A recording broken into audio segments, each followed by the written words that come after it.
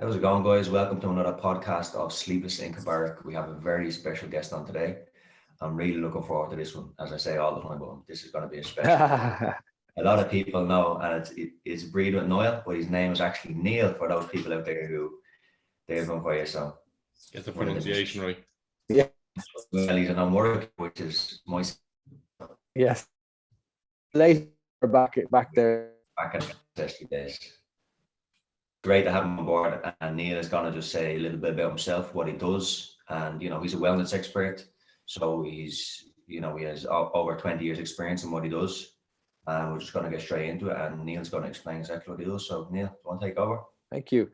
Yeah, I've been helping people for about 20 years to use mostly nature, so breathing, the cold, going out in nature as a way of improving their health and improving their happiness and helping them find more meaning in their lives. That's been what I've been doing for a long time now. Brilliant, excellent. And what type of work goes into that, Neil? So a lot of my work is teaching the Wim Hof method. So that's, using the breath, using the cold, using the mind to make big improvements in their health and their focus, and be able to deal with stress and anxiety and improving their levels of energy. I also do, lots of different types of breathing. So I view breathing as this incredible tool that we can use in lots of different ways. So I spend a lot of time teaching people how to use their breath, and just to help people recognize that we have a choice in every single moment. In every single moment, how we breathe is really dictating how we feel. So it's trying to help people realize that no matter how they're feeling, whether it's good or bad or in between, that by just taking a moment to breathe, to focus on our breath, we can change how we feel. And I think that's probably one of the most powerful things we can realize. Yeah, do you ever, we're not conscious at all of our breath. We can go through a whole day without even taking a full breath. We can go through months of lifetime. Yeah, decades. I probably spent 20 years kind of breathing in a real shallow way up into my chest here, so in a way that's understandable, because we breathe about 20,000 times a day without thinking about it. So somewhere deep in us, we know that we don't have to pay attention to our breath. It'll happen anyway. So what we kind of forget, though, over the years is that we do have this choice, that we can decide to take control of that breath when we need to, and we can change it when we need to. We can breathe calmly. That's where the real value is. For this question, me and my struggle with severe anxiety disorder for 10 whole years. Panic attacks nearly every day. So you can only imagine the state of my body that I was in. I was stuck in, as I now know and got educated on, the sympathetic mode. Fight or flight. Yeah, exactly. Yeah. I'd just like you to touch on that for anyone out there who's struggling with any type of anxiety, panic and stuff like that. How do we, I guess, bring the balance back? Yeah, it's a great question. And I think a lot of people struggle with anxiety or worry or uncertainty or fear. And especially now, I meet a lot of people, and even in the time things are opening up again, we can feel even more anxious because all of a sudden we've been locked away and now we're opening up. So one of the most effective ways of doing that is by just taking control of our breath. So when we're feeling anxious, oftentimes our heart rate is pounding, our body is moving up into fight or flight, our mind is narrowing onto focusing on the worst case scenario all the time. So by taking a moment to focus on our exhale, the exhale is the key. So just breathing in and breathing slowly and calmly out. If we do that 4 or 5 times, that long exhale triggers the vagus nerve in the back of the brain.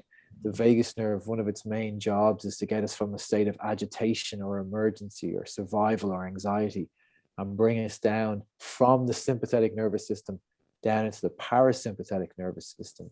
And when we're in that, we feel safe again. And when we're in that, we can adapt to whatever situation we're facing. And our mind goes from narrowly focusing on the worst case scenario to broadly seeing what's going on around us. That helps us deal with what's going around us. And that's all through this very simple way of breathing, just focusing on that long, slow exhale. And if we can bring ourselves to breathe like that 5 times, 6 times, you can feel a switch in the nervous system.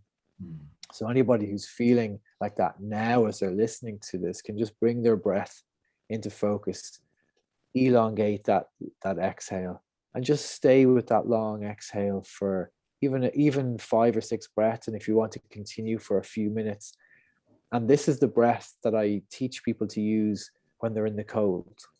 So the cold and the pressure we feel are similar. So whether it's the cold or anxiety, our body is reacting in the same fight or flight way. So the way to bring us down is just focus on that exhale. And even taking a few minutes every day to practice that has huge benefits. And the vagus nerve I want to touch on. Yeah. Not many people know exactly what that is. I've educated myself on it, luckily enough. Can you just touch on exactly what the vagus nerve is? Yeah, the vagus nerve, it's a complex of nerves that runs from the back of the brainstem down into the gut principally, and then into most of the other organs in the body. So it's called a vagus nerve, not because it's associated with the gambling city in Nevada, but because it's like a vagabond traveling through the body in all these really important places. And it has many functions, but for a person to be healthy, the vagus nerve has to be quite active, has to be able to work properly. And, as I said, that one of its main jobs is to get us from fight or flight or agitation or stress or anxiety, and to bring us down into a place where we feel safe. This is an essential part of being human. Like when we think back to our ancestors, let's say to make it kind of simple, if we're living in a cave back in many thousands of years ago, when we were in the cave, we were safe. It was dark. We were in a calm state. When we left the cave, all of a sudden we were being hunted, we were hunting, we were in a state of heightened vigilance, we were in a state of fight or flight. And this that's where the fight or flight comes from. And we need that fight or flight to deal. We're great at dealing with stressful situations quickly and in small bursts. And our ancestors used to come back into the cave. And when we're in the cave, the vagus nerve starts to activate again. It drops the heart rate. The body starts to feel calm. Our digestion starts working again. So imagine the cave as the sanctuary where we can rest, where we can recover, where we can heal, where we can digest properly, where our immune system can start to work properly. And imagine outside of the cave is this kind of stressful situation. So this is kind of where we find ourselves in these bodies that are used to being in stressful situations, but also used to being in a sanctuary, a peaceful sanctuary. And this is the vagus nerve plays a key role in this movement from one to the other. In modern times, though, where we find ourselves in a little bit of trouble is that every time we pick up one of these, our brain is becoming stimulated and our mind is starting to kind of run into, and again, we're being dragged outside the cave. So, so we need this place where we don't have that sense of stress or that sense of challenge or that sense of stimulation. And just that focus on that long exhale can bring the vagus nerve back, can get us breathing again calmly, can make the body relaxed. And then we're kind of back in the sanctuary, even though we're not in a cave anymore, but we can help ourselves to feel that. And one of the kind of ways there's many ways we can sense if we're back in this parasympathetic part of the nervous system. But one of them is that you start to salivate when you think about food, because when we're in this panicked state, our digestive system is kind of, not that it's turned off, but it's turned down in order for us to have the energy to deal with the stress. So when we start to be relaxed again, we start to digest our food properly. We start to be hungry properly. Our immune system starts to work properly. So everything is tied into this kind of in hunted or being hunted state outside the cave and this sanctuary in the cave. And we kind of move between those states every day. And hopefully we have a bit of both. That's probably a big part of why people, Glenn, with the anxiety disorders don't want to leave the house. You know, you talk a lot about agoraphobia. That's probably why they probably feel safer in the sanctuary and they don't want to leave it. Like, This is exactly it. You're safe. Why would they want to put their bodies through that panic when they could just sit in and, be in comfort, which in reality is doing them no good at all, because they're missing out on life and they actually face the panic and anxiety. we need to realize that the lions aren't out there anymore and we're not hunting. So But the lines are inside the cave now, because you can be inside at home, but you can be on this thing, which obviously has its place and is good. Yeah. But you can be on this thing and becoming more anxious and more nervous, or more worried by the things that you're seeing on it. So it's this idea that now the cave is within us. We have the ability to return to that sanctuary when we need it, and the breath is a key part of that. Is there a reason why you got into this, Neil? Is there was there something in your own life or your family or friends? Was there a reason that you had the passion to go and help people in this way? Or I played basketball for Ireland when I was very young, and it was definitely a route that I thought I was going down to be a professional basketball player. But in the back of my mind, I always had these questions about everything, about what we are and who we are, and why do we feel this way, and where's the mind, and how, who controls the mind, and God, is there a God, all those things. So as I kind of progressed through my career in basketball, these questions were getting bigger and bigger and bigger. And eventually I just had to stop playing basketball and go try and figure out these questions. And they led me down the path of breathing and meditation and herbalism, and just looking at nature as a way, as us as part of nature, and how can we use nature to improve our lives. And within that, then it became very apparent to me that as I learned more, and as my own life improved, and as I kind of learned how to deal with the pressures of being a dad to 4 young children, and learned how to deal with the pressures of trying to be a good husband and have a good career, I realized that the things that were helping me could help lots of other people. And that, I felt then an obligation, a responsibility to go out and help as many people as I could then. Yes, basically the same reason we get into going to health and fitness related stuff is to find that you feel better when you do these things, and you research how you can feel better and feel better and feel better, and then one day you decide, what, I can help others. If I'm going to make myself feel better, why not help others feel better?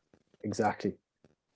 And I think that's when people start feeling the benefits of the things that they're doing, it's a natural reaction. I had a list of people in my head, friends and family, that I thought, oh my God, they could really benefit from this.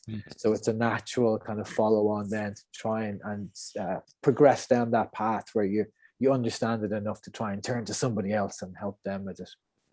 Yeah, I know a lot of people. Sorry, Lee. There's a lot of people now since the pandemic that have been going down to sea swims. Like, I see so many people. Yeah. I think it's brilliant. Yeah, me too. Yeah, Portmarnock Beach is absolutely full these days. It's great. Yeah. And I'm from Portmarnock. I'm from just up the road from the beach. And as a teenager, I used to swim there in High Rock. And for many, many years, it was just me and elf-fellas, on the beach. And it was a lonely place. But, I think it's just brilliant to see finally people on the beaches all over Ireland enjoying what we have around us, the sea around us. And I think people have found great solace in the sea, helping them deal with all this uncertainty, and long may it last.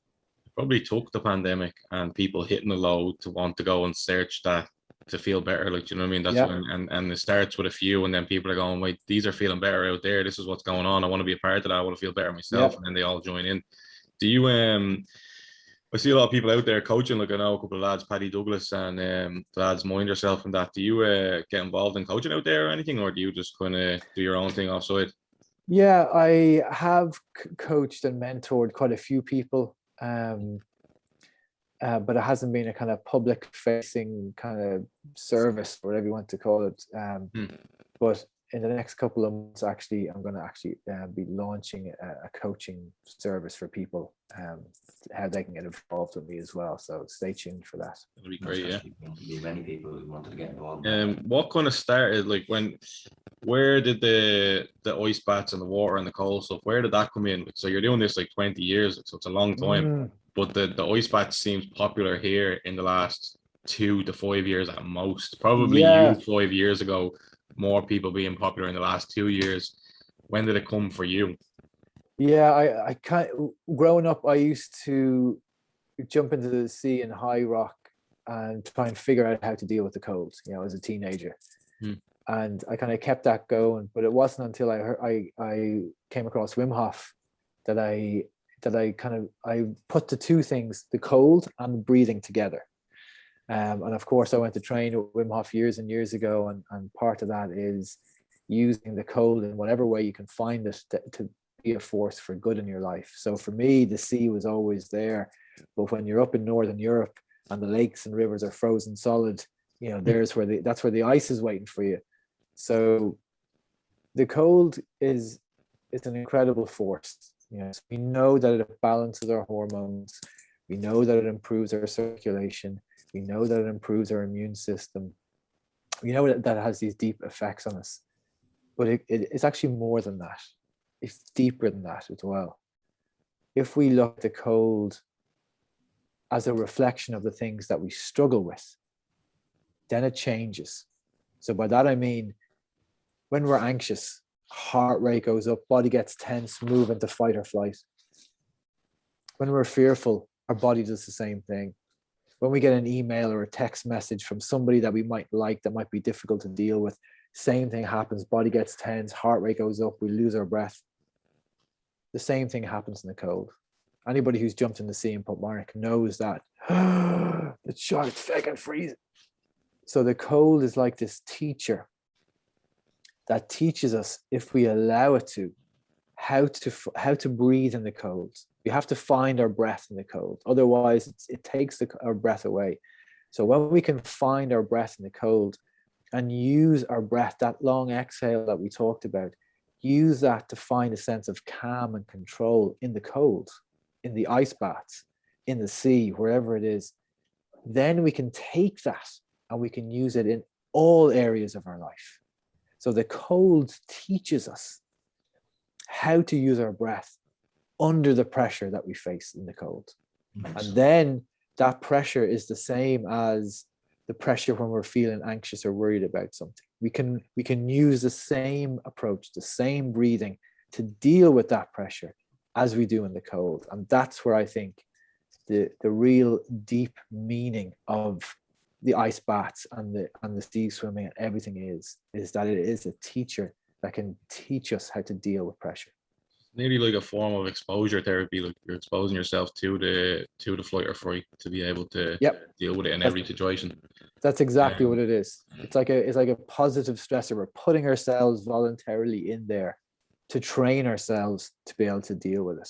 Now, obviously, it has all those other great benefits we talked about, but when we do it like that, then there's another layer of benefits for us. It's interesting because there's a psychotherapist in our gym, and we were talking about stuff like kind of exposure stuff before, and he said that the guy that, I think it was the guy that invented CBT, cognitive behavioral therapy, he started by being scared to kind of ask women out or ask women on dates, and he was like, what am I going to do? How am I going to overcome this? So his method was to go and ask out 100 women. So he exposed himself to that. And he was like, no matter what, even if the first person says yes, I still have to ask the other 99, get the yeses, get the no's, get everything. And by the end of that day or week or however long it took to ask 100 people, he didn't care who he asked out. He would ask anybody out right now. So basically, we're just trying to expose ourselves to the stuff that we kind of fear, the stuff that kind of can come up. And the flight or fright thing for me, I always found very scary, like myself. Like, so I would have like health anxiety. So if I had a flu right now and felt really weak, the flight or fright would kick in, and then I'd be even more scared. Now, as I've grown older, I've nearly kind of taught myself to breathe in those ways and calm myself down and picture different things. So for people that are where I was 10 years ago, that maybe haven't learned to control, this can be a brilliant method to kind of teach them, look, when this kicks in, it's just a breathing thing. We can actually bring ourselves back. You're absolutely right. All these examples that we have, people asking other people out 100 times, or getting in the cold, or facing your fear, they are putting ourselves in a situation that's training us to deal with stress.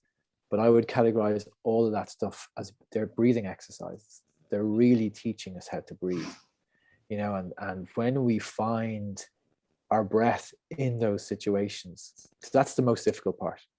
When you're in the stressful situation, we lose our breath. It's gone. We have no kind of awareness of it. And by just bringing our mind back to the breath, we can start to begin to calm it down and change it. And that's where we have the ability then to face the fear. On the other side of what you do is kind of the herbalist side. What would be kind of the main things you would look at from that point of view? Would you be looking at maybe herbs that can make us feel better in daily life, give us more energy? If we are going through anxious periods, is there certain herbs that we can take to help that? If we're in a depressive state, is there certain nutrients we need to be getting in our body to help that? Like, what would be the main focus that you would be looking on in the herbalist area? Yeah, it's a great question. For me, how I got to herbalism was just thinking back again to our ancestors, and they didn't have the ability to buy goji berries in the supermarket, but they kept themselves healthy. And I was kind of wondering, what plants do we have here that grow around us all the time that are good for us, that I didn't know anything about? And that led me down into that kind of tradition of using the plants around us. And there are many of them all over the place. So for example, if people are feeling that their diet isn't as nutritious as it could be, adding something like nettles, which grows all over Ireland, into the diet is an amazing way to do it. For somebody who is very anxious and their digestion might be out of balance, dandelion leaf, it's really bitter. Again, it brings balance to the entire digestive system. But one of the things I use most for me and my children and anybody else that might be feeling a bit nervous is chamomile.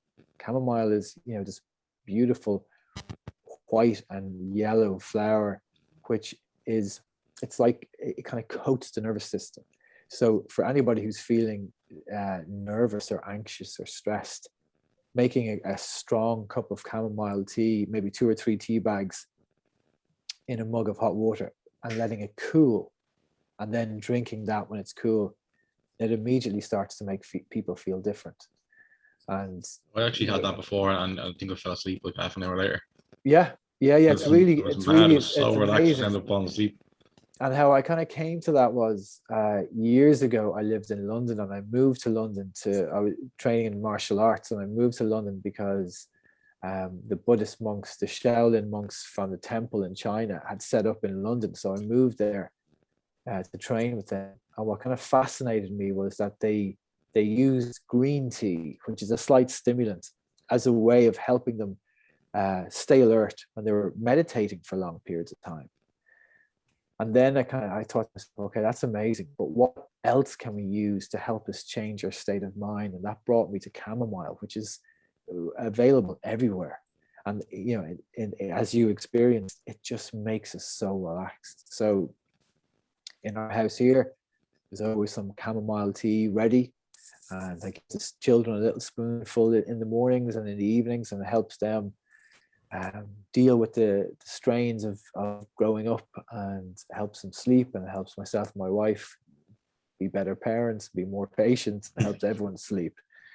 What would be your method of getting these? So like the dandelion and the nettles, the chamomile, would you just buy them as teas, or would you source them and make your own kind of teas? So for dandelions and nettles, it depends on how people are. For me, I pick them. There's a phrase in herbalism that says that what we need grows around us. So if a person that is walking along, and instead of looking up, they just look down, they'll see that there's nettles and dandelion everywhere in Ireland. So we have a garden in the back, so I just pick some. But if someone isn't kind of used to that, you can of course buy dandelion tea or nettle tea in most supermarkets now. You don't have to go to a health shop. Most supermarkets will have it. And likewise, chamomile is nearly in every single supermarket. And you could probably buy organic chamomile in health food shops, but obviously it's made as easy as possible for people. And to just, the key of it is though, it's not like having a cup of tea. You want to use a couple of tea bags, but you want to let it cool first. You're getting all the goods from the herbs before you drink it. So it's not like making a nice cup of tea and drinking it warm. Just let it cool and cover it, because in the steam that comes out, lots of the essential oils are escaping. So just make it, cover it, let it cool, and then drink it.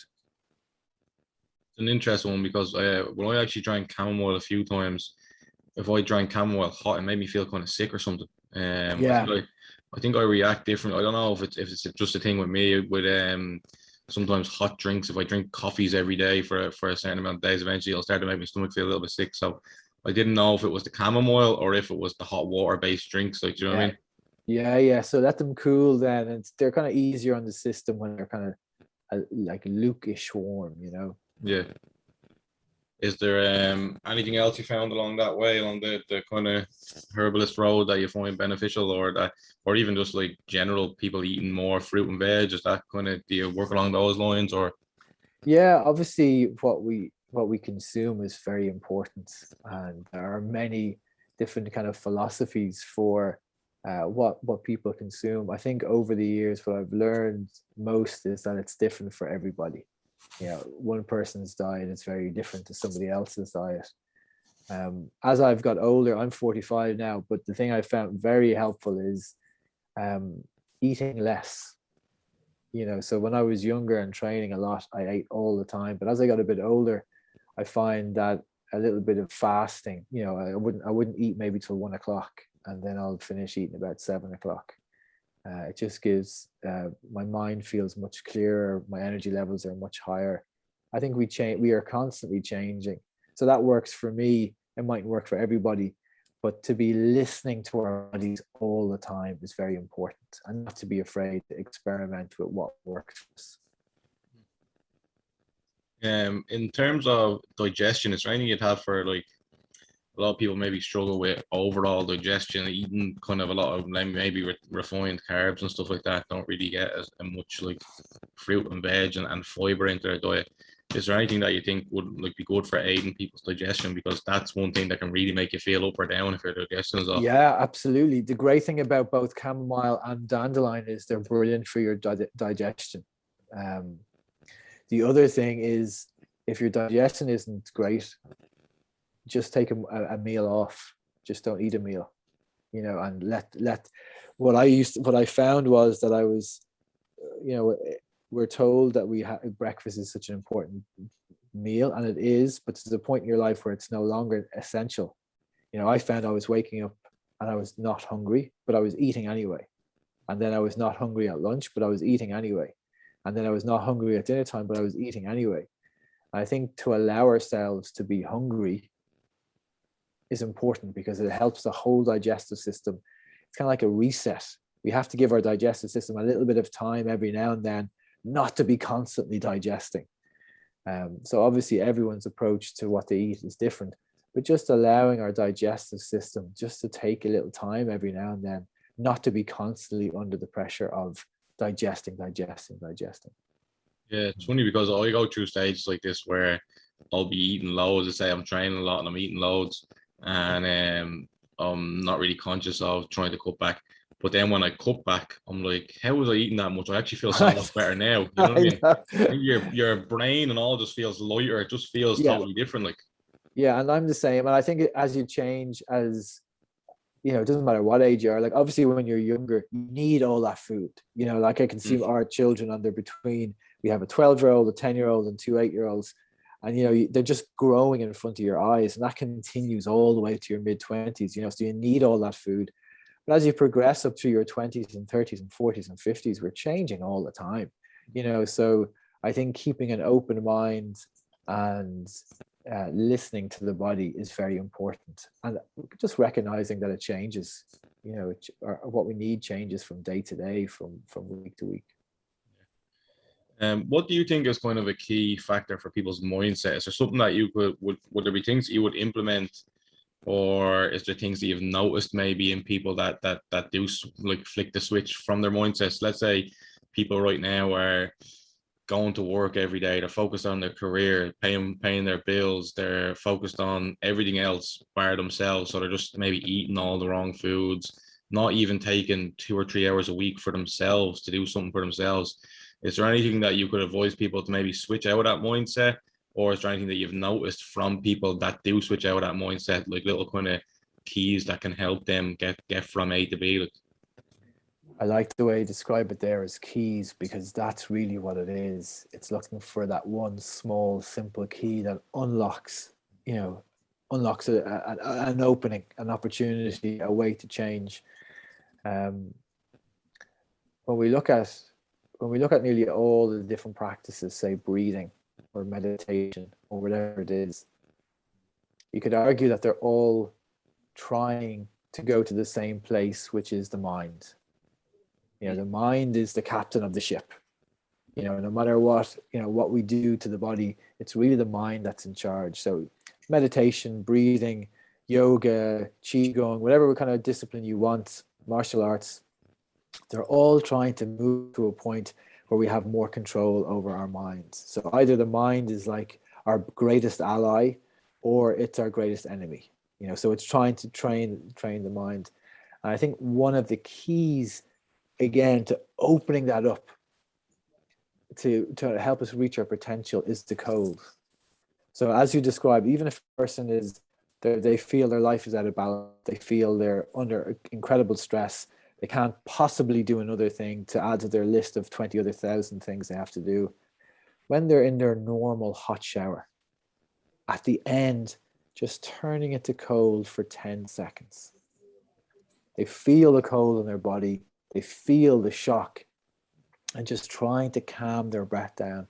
After 10 seconds, 20 seconds, 30 seconds, whatever it is, they feel different. No matter how you feel going into the cold, you feel different getting out of the cold.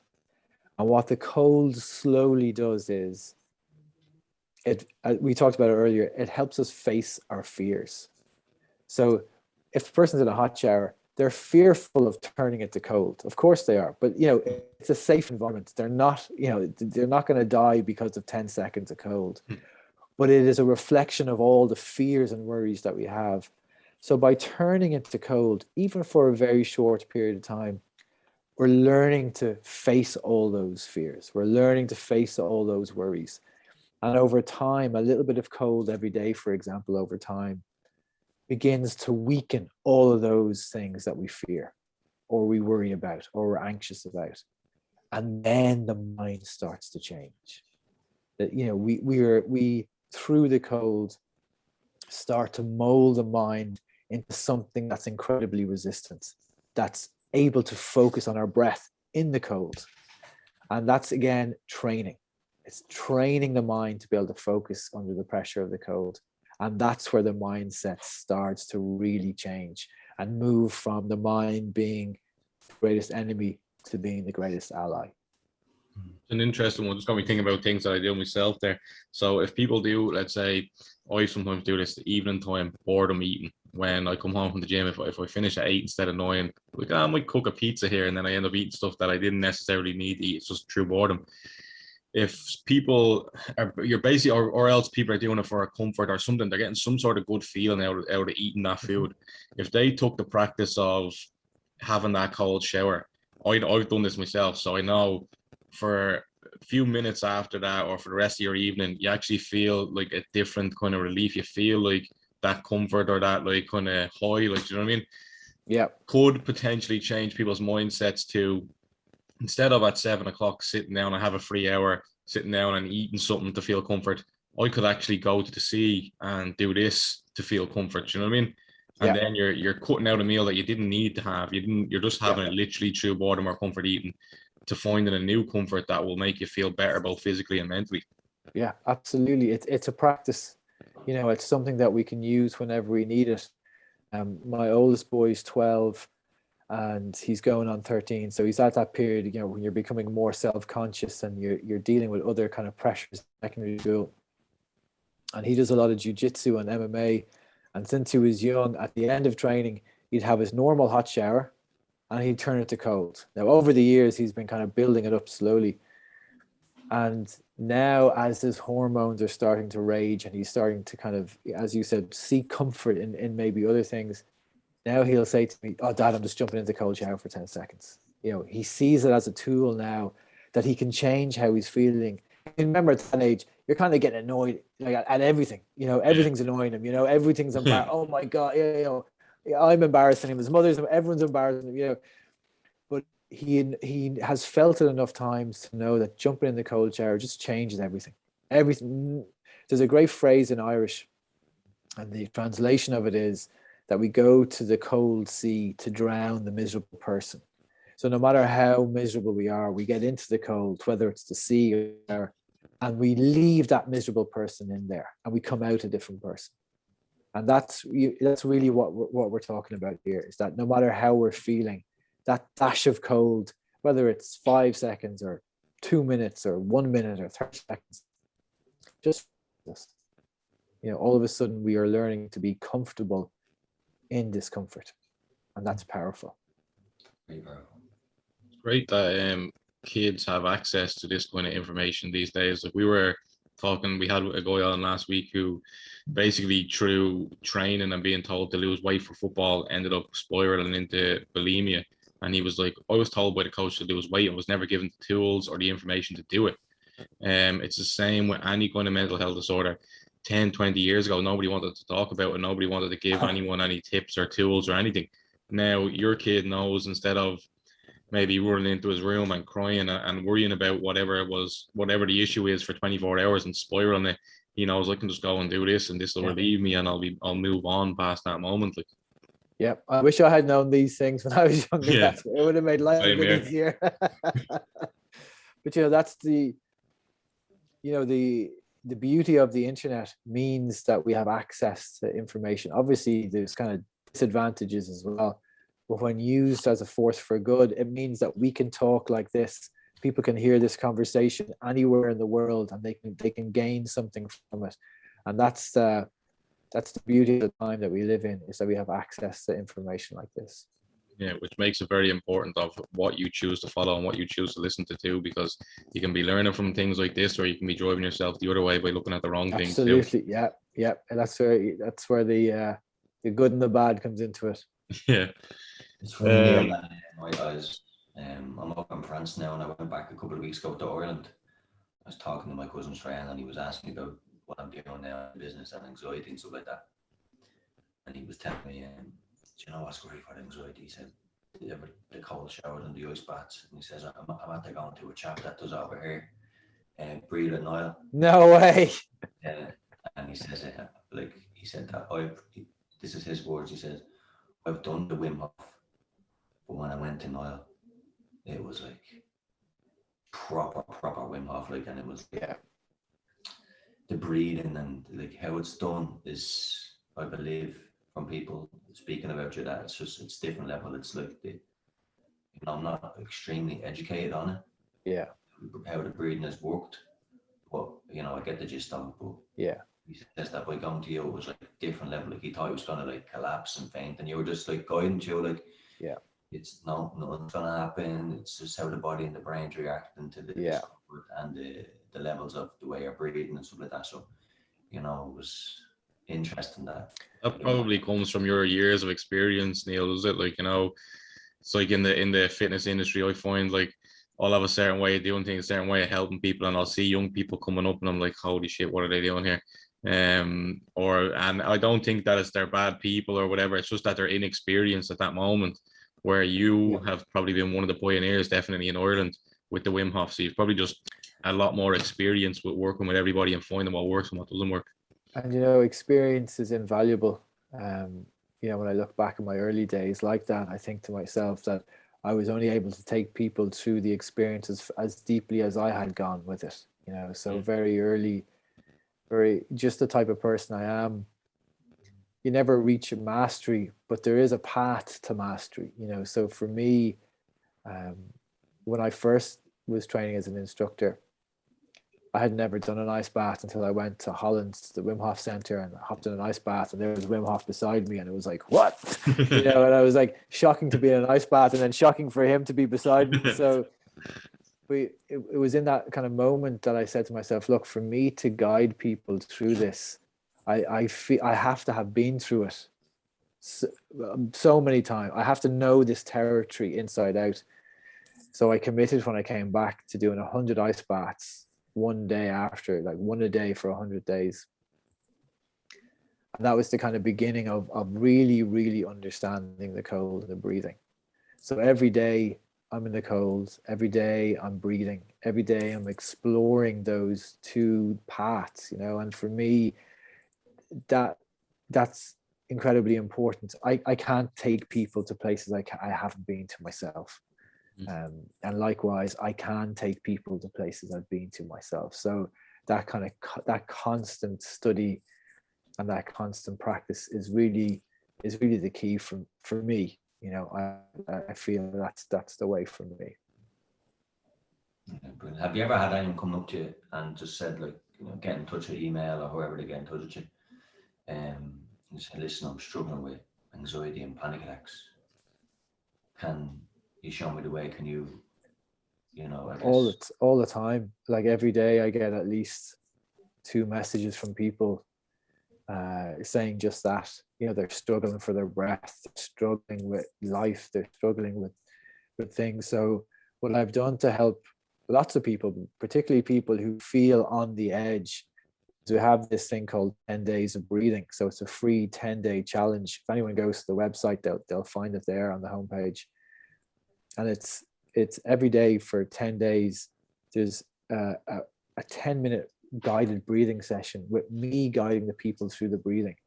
And each day is helping them just to find that little bit of space to breathe, that little bit of space to feel calm, that little bit of space to feel peaceful again. And it's just a great way to start changing people, you know. So if anybody is interested, it's on the website. It's 10 days of breathing. It's free. It's all there, and it's a fantastic way to begin that kind of that change from feeling overwhelmed and that everything is on top of them to feeling like there's a little bit of space and a little bit of light there. And what's the website?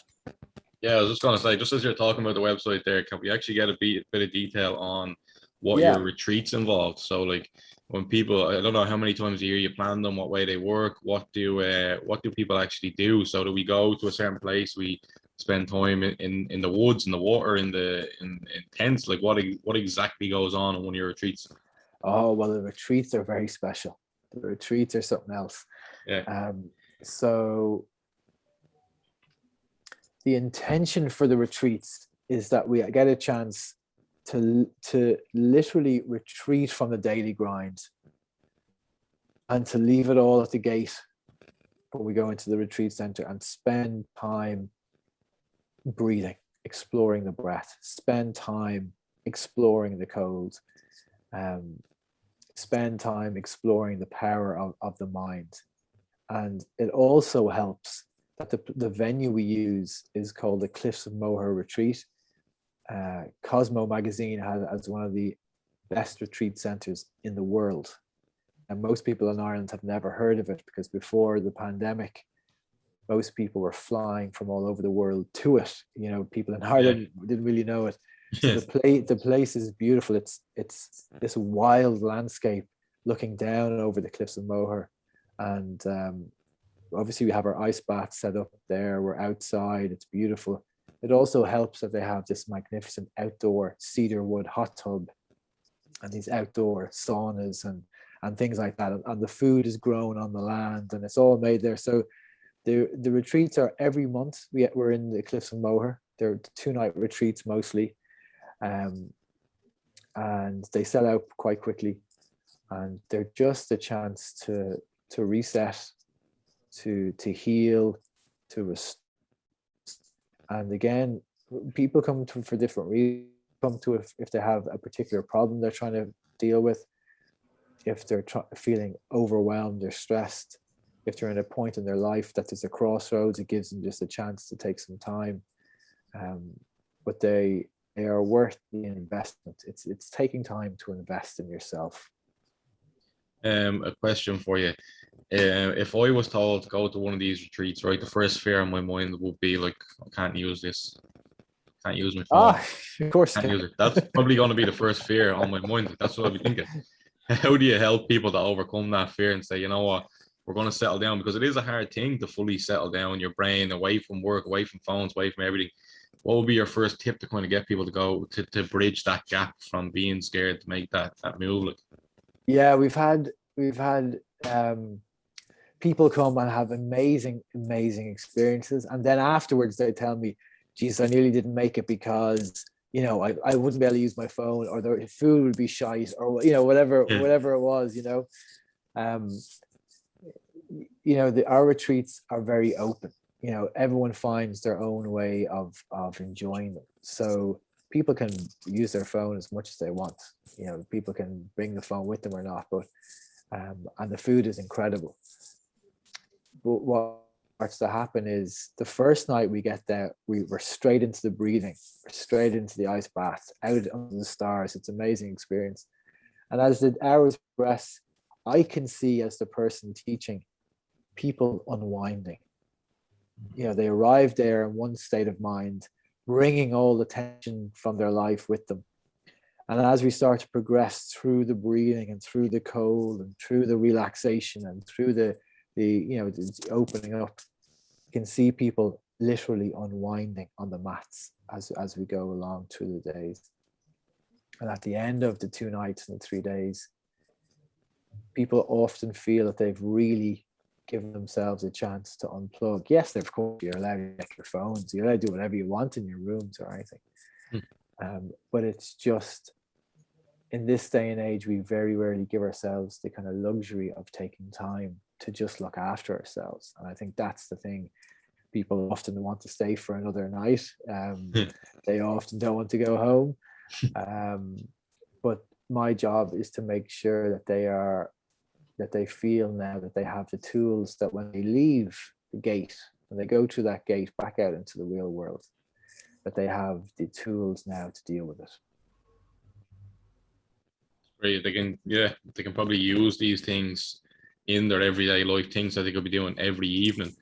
Obviously, It's an amazing experience to go to the retreat, but what you learn, you can take it back with you, and you can go, right, I can go to my local ice baths or my local sea, and I can focus on the breathing that I was taught down there, and continue to practice. Like, that's for me the most important part. Yes, obviously they have an amazing experience, they have a restorative experience. Obviously they have all of that. But the most important thing to me is that they can take that and they can bring it home with them. So that's a big focus of it as well. So, you know, so when they leave out through the gate, down the little road, on their way out to the hinge, you know, how can they take what they've learned and immediately start to apply it? So they take the retreat with them. Yeah. It's something that you have to do for the rest of your life. It's like anything else. If I got someone into the gym tomorrow and taught them everything I know of how to do every single exercise for 2 days, and they went off and never used it, they're not going to gain anything. So you kind of want, it has to be simple. You know, it has to be able to fit in with our life. Our lives are usually kind of hectic enough. So, you know, my approach is always, it has to be simple. It has to be really effective. And it has to, you know, they have to be able to find a spot to be able to do it really quickly. So they're always my focus, is to try and, you know, fit it in as it has to be as effective and simple as possible. That's always my approach. Great. We'll put your Instagram details on that on our page, so people can go there and kind of learn about these stuff, or if they want to take any of these retreats, they can.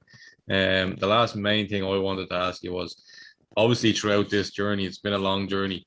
You've gone to different places, experienced different things. Is there anything that stands out for you as gone, like, that was the most amazing experience I've experienced in my whole life, or whatever? I've been very lucky to have quite a few of those experiences along the way.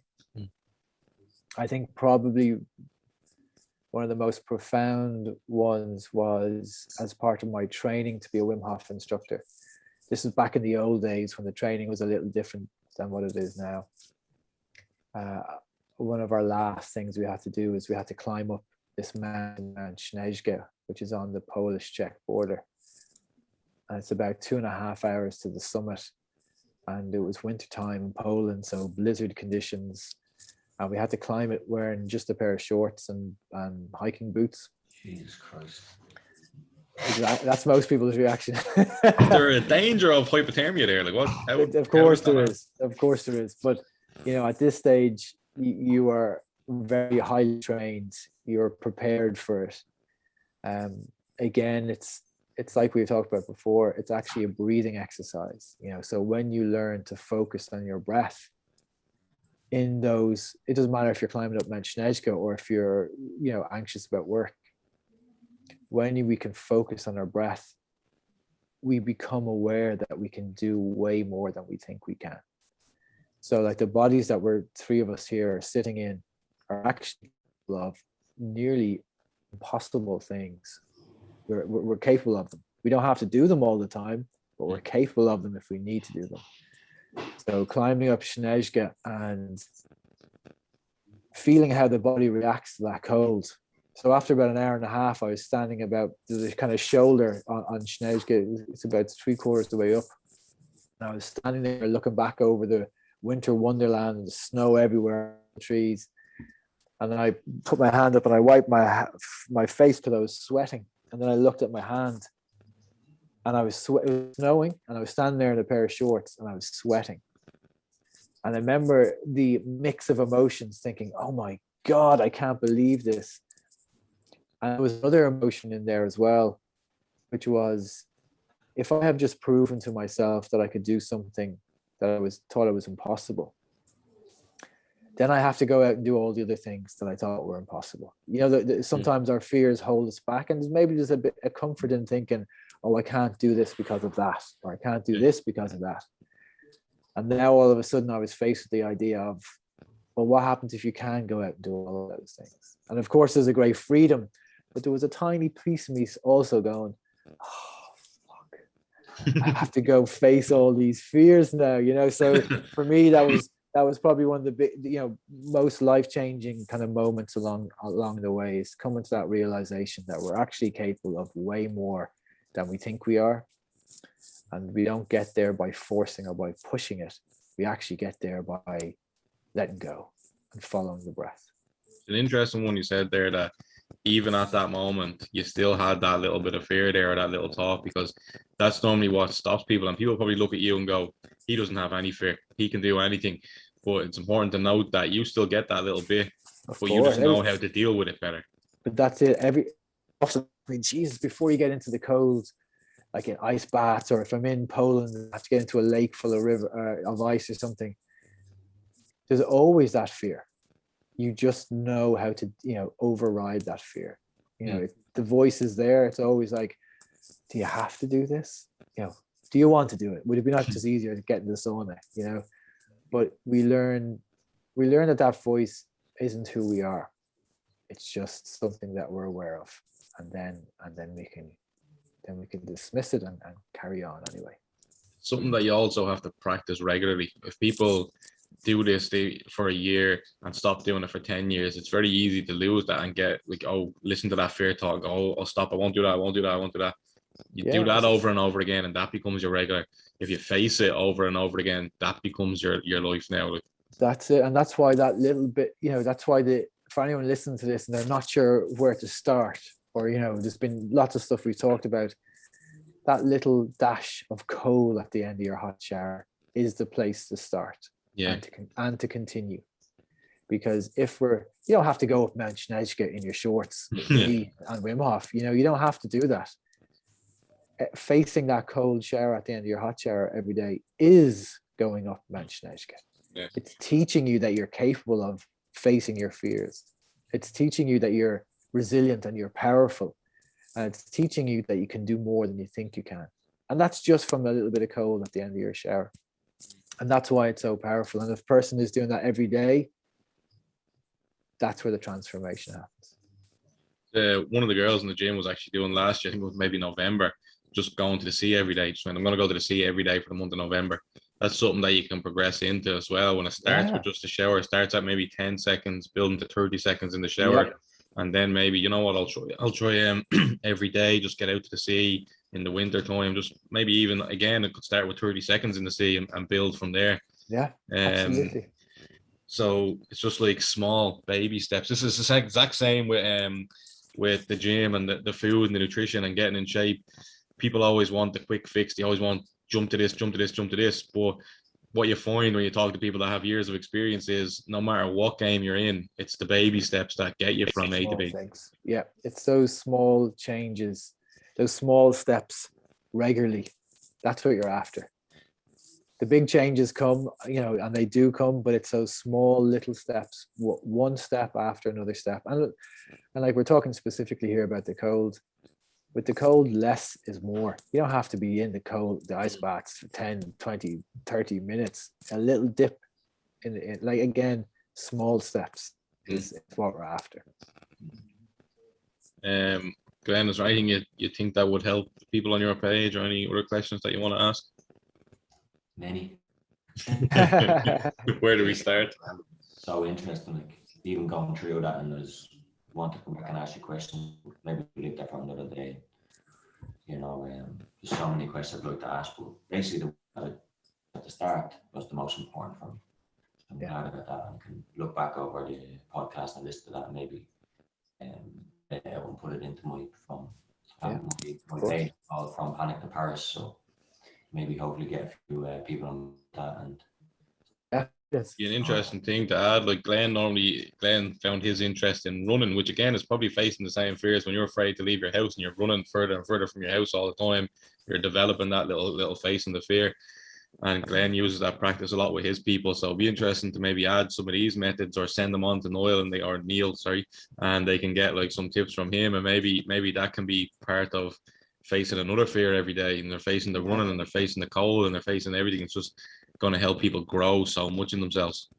Yeah, it's definitely people what people who are suffering with anxiety or disorders need. They've almost entered now a state of, you know, just total failure mindset. You can hardly do things, and you know, if they're doing these very challenging things, then all of a sudden going on a little jog and the cold showers, it brings up that within a month their confidence will become back. Like, you'd be amazed with those small simple steps where it'll take people, you know. Yeah, because beneath however we're feeling, we are incredible beings. You know, like we have survived millions and millions of years to get here talking, you know, so, and everyone is the same. Everyone is, no matter how they're feeling, beneath those feelings, they are incredibly powerful. And that's really, we're just uncovering that through the cold.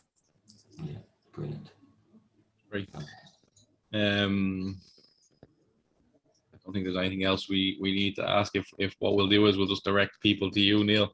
And obviously you can only squeeze so much into an hour or a podcast, but there's so much more you can help people with on an individual basis. So what we'll do is we'll direct people to your page, and if they have any questions or if they want to get involved in anything that you do, they can go from there. Absolutely. Just like to say thanks for coming on. We've learned so much from you today that we can probably start to bring into my own life a lot more, instead of maybe once a week or once every 2 weeks going to the sea. I might try and get it in a bit more regularly. And then the cold showers is something so simple that I haven't been doing that I can definitely add into my own life as well. So I've learned a lot, and I'm sure everyone that listens to it will learn a lot. So thank you for coming on and helping us.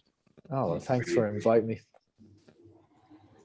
Right, so we'll leave it there. I'm going to stop the recording. Yeah.